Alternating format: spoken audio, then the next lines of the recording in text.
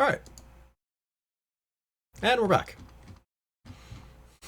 with this side RPG theory I've been working on. So, seeing part one of Action Economics is by no means necessary for this part, but please do watch the video. For we like the views and watch time. We're a YouTube channel, what you want. But for this video, I'm focusing on the I'm focusing on the practical from the three perspectives of tabletop role playing games, the player, the DM, and the game designer for combat encounters. Starting with the thing I mentioned first. So players, in broad strokes, players will you'll encounter like three different encounter types. Swarms, bosses, and peers. Swarm encounters consist of a great number of enemies that are usually of lesser power level than the player. Bosses are the opposite, usually accompanied by lesser minions, but not always, and they're definitely the star of the show. And peer encounters are something more akin to the mirrors of the parties, some times with synergy, but most of the time they're just a collection of powerful individuals. Like you might fight like four mummies at challenge rating close to your own, or something. But when building the combat parts of a character, these are good to keep in mind, but my first advice is to focus on what you're going to have fun doing in a combat encounter and make sure you're effective at doing that thing with backup plans for encounters that make your go-to subpar if you're being a bit niche. A grappler can be great against single targets in some systems, but in a swarm encounter, they might want to stick to more conventional violence unless you're in a role set that allows you to throw enemies as line attacks or something like that. But first and foremost, before getting on to more specifics, ending fights. So the goal of combat encounters is to win, which usually means the deadening of the opposing side, but sometimes it's something else like keeping a door closed or stopping someone from getting away. In all cases, stopping the enemy actions is always good, whether it's the primary goal of the encounter or not. And so, moving on to approach, single target damage. So versus swarms and peer encounters, focus fire. Eliminating enemy actions via the dead condition is the best way of winning a fight. Even if enemy elimination isn't the goal, the less actions they have, the better.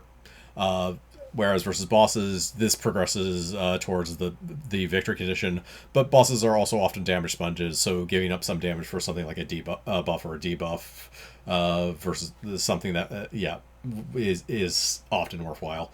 On the other hand, someone does have to end the fight, so don't get too sidetracked if you're the one doing the single target damage. AoE damage dealer, obviously versus a swarm, you're amazing, especially if it's powerful enough to just outright kill things. Even if it's not, it stacks well with single target damage to speed up enemy action elimination. It also stacks very well with itself. Throwing two AoEs on top of each other will usually kill things, unless, Jesus Christ, those are tough swarm of minions. As for versus peer encounters, they can be good in the right circumstance, but focus fire is arguably more important in those encounters, as eliminating one of four combatants takes away 25% of enemy actions.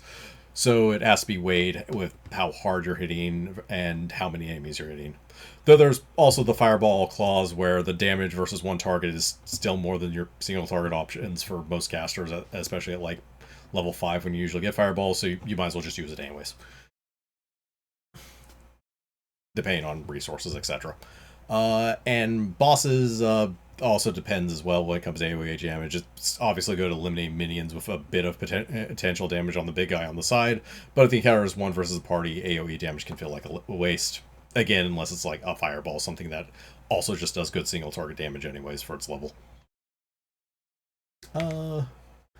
Crowd control, the other major thing. So the most pure form of action economics where you trade your actions to eliminate enemy actions. Effects vary wildly from game to game, but it usually comes in two varieties, just like damage, AoE, and single target. On swarms, this is the single best thing you can do in a swarm encounter if it's multi-target and likely to stop several enemy combatants from taking actions, and a complete waste of an action if it's a single target ability, especially if it's an action for action exchange. If you're using one action, just stop a single action. As for peer encounters, both types are extremely viable, especially if the exchange is action positive on the player team. I'm using one action to negate one or more actions from one thing. That's great. Uh, and bosses, this is usually the first thing the boss is immune to. If any DM is trying to make a boss that's realistically going to threaten the party, especially if they have very good CC, but it can keep minions off of you / more manageable if they exist. Needless to say, trade a player action for a boss action in most systems is just a good trade, and is the exact reason why it won't work. Other actions, buffs. All encounters buffs value is entirely based on how much use you're going to get out of it. Defense increases potentially eliminate enemy actions, but the enemy has to take those actions, and the more they take, the more actions it will eliminate. It's just more useful the more actions the enemy takes. Offensive buffs are the same way in reverse. They basically, when we just translate everything to actions, add up to more fractional actions, and again, the longer the combat goes, basically the better buffs and debuffs are. / the longer the thing debuff seen around is concerned. Yeah, because debuffs are pretty much the same thing but crowd control. And value of debuffs varies a lot from system to system, how easy they apply, and sometimes they just add up to outright CC. Like in the system we're currently playing, Sentinel Comics, there is not really any direct crowd control, but debuffing is pretty much a basic action. And if you get a debuff stacked up high enough on something to where it has like -6 on its roll, yeah, it just doesn't have an action. It is basically going to waste its turn.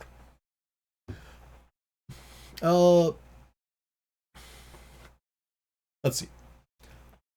And healing, the deeper the HP pool, the more enemy actions a healing action undoes, which is the better it is, basically. Sometimes the correct action is to control debuff or just eliminate the source of the damage rather than actually heal a player. As in most systems, the only HP that matters is the last, but healing is also the least chance-based action, usually in most systems. Literally, the heal spell in DnD 3.5 is just a straight-up 10 per level.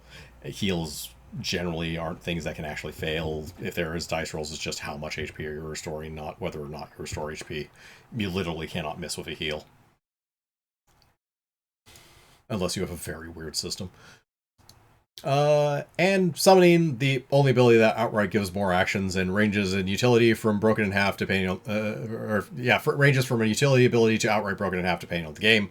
You may wish to apply self-derfs here if the designer showed no restraint.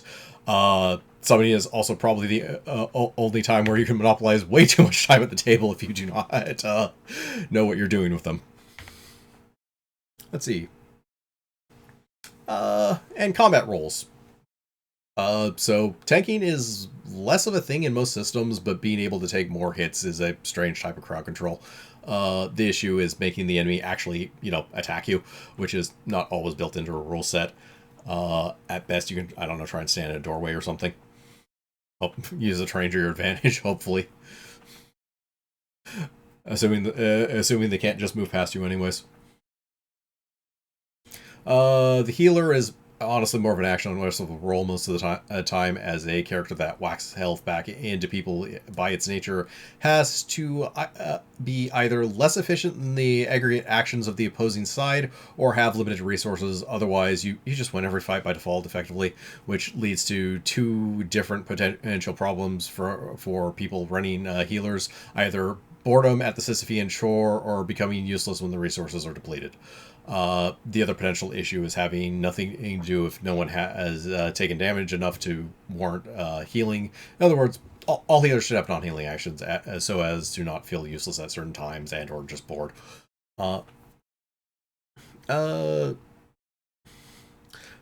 So I don't know why I flipped these, but support backup option is usually merged with healer, but it can also be its own dedicated buffer, debuffer, crowd control, class, whatever. Also known as the wizard in practice, honestly. It's a fun and different option for some people, but for others, there's just DPS. The only role that's in all games with combat and every class can perform. How well is a completely different matter. This varies greatly from chucking dice at things until it dies to the Book of Weeaboo Find Magic, casting sword for max stonks style. And finally, etiquette. So, take your fucking turn. Everyone else wants to do something too. Creative action is a good thing and generally adds to the fun and free. And feel free to discuss what you're thinking openly, but you don't have to make every turn you make into a creative writing exercise. And having some common go-to actions can help with characterization as much as anything. If you're running Kronk, the big guy who done hit things with sword, your action on several turns being hit thing with sword does help characterize your character. It's true. Sometimes the only action you need to do is cast fist. Exactly. Also, because we talked about it, the action cheat sheet, which I actually made a slight mock-up for it. And to this end, if you have a lot of things you can do, an action cheat sheet can be helpful. Usually with notes of details you won't remember off the top of your head, so you don't have to take a look. You don't have to look things up for every single action. This is one I just mocked up for my character that I'm currently running, Shift's campaign. Where this is not all the actions my character can literally take, but this is like the ones I'm most likely to take. And or like dash, dodge, withdrawal, which I just copied over here, but because I can kind of take them as actions, as bonus actions, because it's a rogue. It's just what they do. But yeah, here's the actions, here's bonus actions, here's reactions, cutting strike if it ever comes up, which is probably honestly taking up more rooms than it needs to, but and just some basic stats at the top, so I don't have to go looking to another page. So basically everything is just all in a very condensed section for combat.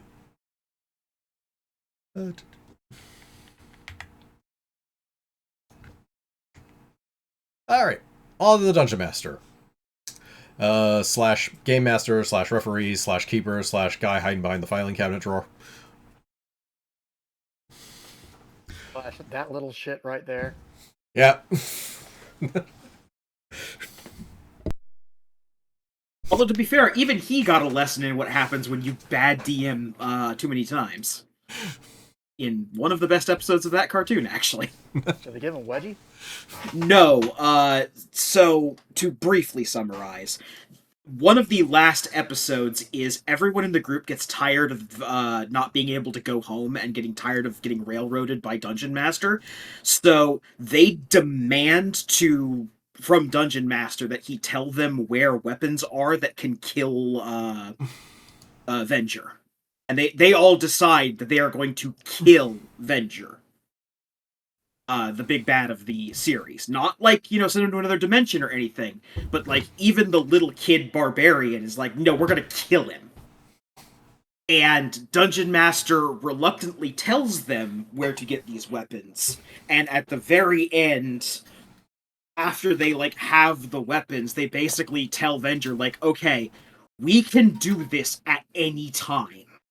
I'm not gonna kill you in front of my little brother, because I'm not that kind of person, but we can do this anytime, and then just leave.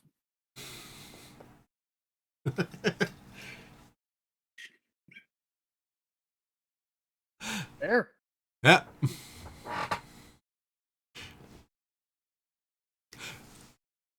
So, in case, sorry. I that's talking fine. about the Dungeons and Dragons cartoon because it's on one hand has some interesting ideas for Dungeons and Dragons, and they even made like an official module of the Dungeons and Dragons cartoon. Yeah. At one point, I forget what season or what edition they made it for. There is a third edition 3.5. I forget exactly which one, but it's third edition in either event. Mini booklet they had, which had all the characters and their magic items. The 2024 5th edition DM's guide actually has magic items that are all the magic items that the kids had, actually. Oh, okay. Nice. It also has Venger on the cover, so, Yeah. But yeah, in any case, the dirty little secret of running games. So the dirty little secret of the DM is that you can do whatever the fuck you want when creating a combat encounter. CR, recommended encounters, balance, and player choice. Nah, fuck all that shit. You are all the actions. Are you taking notes? Yep. in all seriousness, encounter design is entirely your job, which some systems make easier than others. Though I often find that deceptive. Any system with a decent variety of potential character builds and party layouts is going to have trouble giving you a good idea of what is truly appropriate encounter for your specific party. Some of them bend over backwards to make the numbers work, but numbers aren't everything, and there's also ability synergies both within a single character and between party members, and player skill, which plays a large role as well.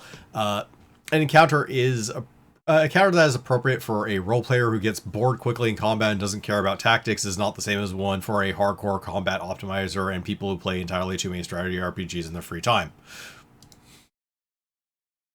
That sounds kind of specific. Yeah, no idea. But yeah, which gets more into system mastery. So the first thing I recommend when a new game starts is to use the first few encounters as a sort of tutorial for how combat goes with the PCs, even if it's a system you're familiar with. Go a bit easy on the monsters, but not overly so. You don't want to make it trivial, obviously, but enough that everyone gets a taste and feel of the general power level and synergies of the party. Be creative and try a bit of variety to see what happens during this time. Remember, you're the DM, so you can just make shit up if it doesn't exist or if you're too lazy to hunt for it in a book. But don't be overly unfair, pretty much ever, but especially while you're trying to get a read on combat. This also helps develop system mastery and understanding of how the anatomy of monsters in the system works. And in more complex systems, it can also teach you what stats are actually important and what you can just streamline out of your notes. For the most part, when playing 3.5, for example, you don't need 70% of the monster stats. No, I don't really need to know its strength 90% of the time unless players are specifically doing something with it. It also varies from party to party on what you actually need notes-wise. But yeah, again, action sheets for are especially useful for monsters, and modern RPGs are often design monsters explicitly this way. You have a lot of actions to take, so do everything you can to speed along the monster turn and keep your players moving as well, so no one gets bored or waiting for their turn. I'd also avoid outright crowd control as against players, as telling someone they don't get to play is generally kind of boring. Debuffs are fair game, however, as long as it doesn't go too far. Likewise, denying types of actions but not entire turns and and adding defensive abilities like minimizing damage can add variety and or speed up play, so those could kind of be good too. Those are things I've found useful in the past. Your goal with all this should always be design encounters that will be fun and enjoyable, or at the very least not boring. You're hopefully not trying to wipe out the party or make it combat an unbearable slog. Believe me, that will hurt you as much as it does the players. Also, there are better ways of torturing your friends, and honestly, rocks do a better job of TPKing than any monster. Now, what fun is varies from person to person and group to group, so play to your audience as best you can, honestly. Also, there are the quantum elements. Now that you have a combat encounter, how do you make sure it doesn't go to waste?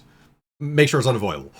This doesn't mean it should be run as is. However, if a rogue sneaks up on enemy camp and takes out a combatant in their sleep, you should reward them with encountering one less combatant than was planned, even if when using quantum elements. Player agency is important, and sometimes you do have to scrap a fight because they figured out how to get around it. It just happens. This is a feature of tabletop RPGs, not a bug. Also, you can just use it later, so it's not like your work went to waste. Paint the nulls green and call them orcs or something. I don't care. You can figure it out. Also, and finally for the DM, for the love of God, do not torture yourself. If you don't have fun with combat encounters or other types of things when DMing, let the players know in advance and talk it out. Also, design encounters that will be fun for you to run. Make NPCs that you want to portray and have story beats happen that you want to happen. It's okay to be a little self as a DM as long as you're not going too far. You're one of the players at the table in a very different way, not a martyr to be sacrificed for the entertainment of your friends. That's Steve on Tuesday. He knows what he did. Yeah. There are very specific types of things I won't do in combat because I just don't find them fun, for example. And no, I refuse to elaborate just in case I decide to do them anyways. You decided you're never going to do it unless it's funny. Exactly. Okay? Chucking other players at monsters. Yep. Chucking other monsters at players. See, that just sounds fun. All right. And on the third section, the game designer. This is also secretly a DM's section, as everyone uses house rules, even when they think they don't. So, smoothing out the edges. Please, when designing a game, learn from the mistakes of the past. Most of the math should be done before combat starts, leaving only the randomized elements to be determined as players take actions. Opposed dice rolls are slow, and just avoid them as much as possible, especially in combat. Roll dice and report number is about the best you can ask for, honestly, when it comes to speeding games along. Make your character sheets with built-in action sheets, so I don't actually have to make one up my goddamn self. Preferably where all the combat statistics are like HP and defenses, just have the actions kind of around there too. Also, try to keep in mind the things that slow down the turns at the table, like, summons and rules attached to things that have to be looked up because they aren't in the monster entry. There's room for exceptions, but these should be extraordinary circumstances or super special occasions, not like every turn of the game. Like, you can have opposed rules for like dramatic moments, but if every time a player wants to take like an attack action, there's going to be an opposed roll, this can get very, very slow very quickly. Isn't that effectively what AC is boiled down to? Just no, we take the average of 10. Effectively, yes. It's a similar thing with saves, only in reverse. But yeah, a lot of whatever a difficulty number is assigned is effectively like stat versus stat, and we just decide that one person rolled a 10. At least when it comes to 3-5. Yeah. Let's see. And reducing dice and complexity, even in a complex or simulation system or something like that. So basically, the simpler the skeleton you have, the more interesting features you can add to it before hitting problems with cognitive load, which a complex system will already turn up to 11. Tables are fun, but not literally everything. If you want to crit an injury table, that's fine. Except if I'm rolling on for every other attack or every time a mook dies or something like that, they're going to get very redundant very quickly. Sort of like, stress rolls in the previous edition of Alien RPG, where apparently Weyland-Yutani loves to coat all hand tools in the universe in a layer of grease. Everyone has butterfingers. Yeah, apparently. Except androids. Yeah. But yeah, core mechanics are good for reducing cognitive load, unless you made the core mechanic itself a pain in the ass. Like, the D20 try to get target number is great, as is roll a bucket of dice and try to get a 6, because we were also talking about Alien RPG. It's like, this is a simple core mechanic. It is swingy as shit, and apparently the less dice you're rolling, the more likely you are to succeed. Don't ask, I don't fucking know. Swingy system is swingy. Yep. Yeah. But yeah. And in summary, that's everything.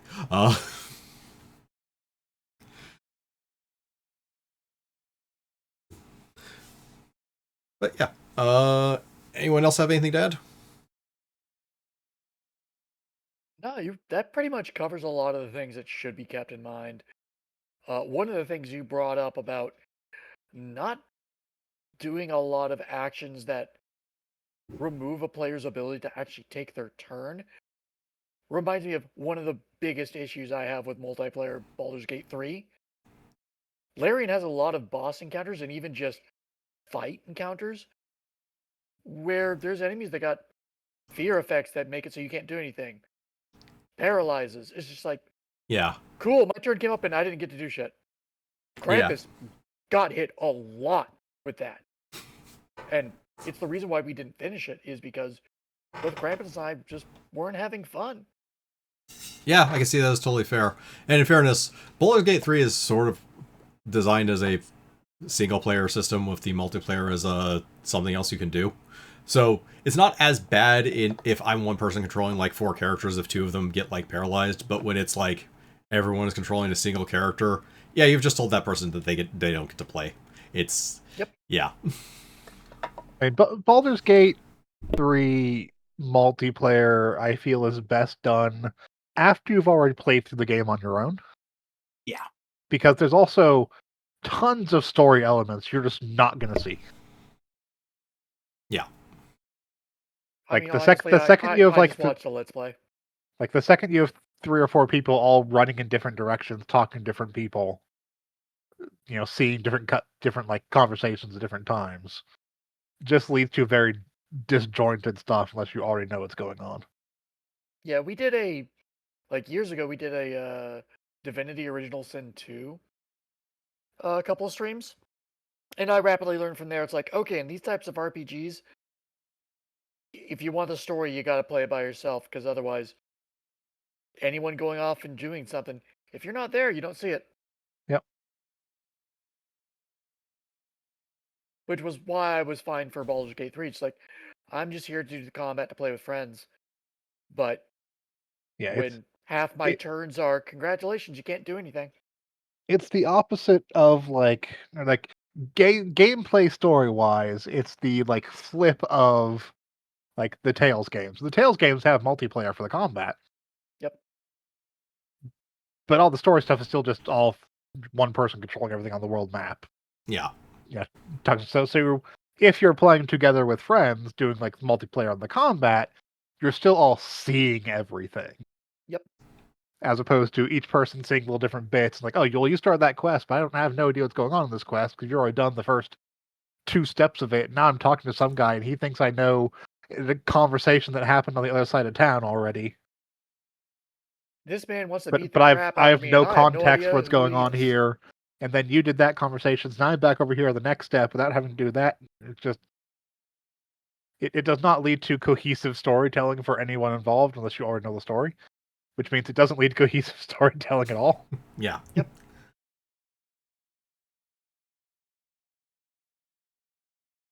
Like, that is not to disparage Baldur's Gate 3. Baldur's Gate 3 is a great game. Just if you want to experience the story in any way, shape, or form, play it. Play it on your own. Yeah. Again, the multiplayer is an extra. It's more a single-player game, from what I understand. The multiplayer is just D&D combat with multiplayer. Yeah.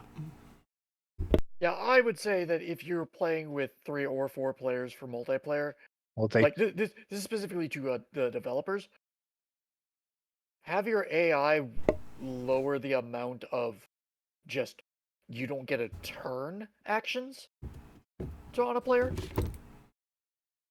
Not eliminate them altogether, but they should not be as often as they were.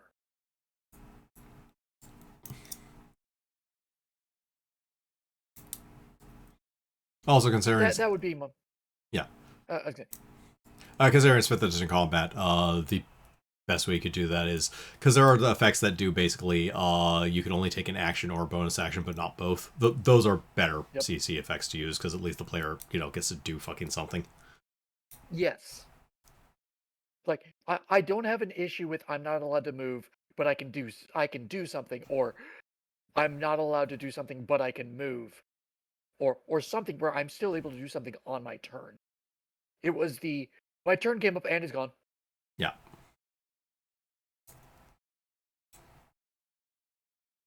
And it's also a weird kind of 5th ed, but more gamified to make it work for a game. Yeah. Yeah, it has some custom stuff to it. Yeah. It is full of house rules. Basically. Yes. Yeah.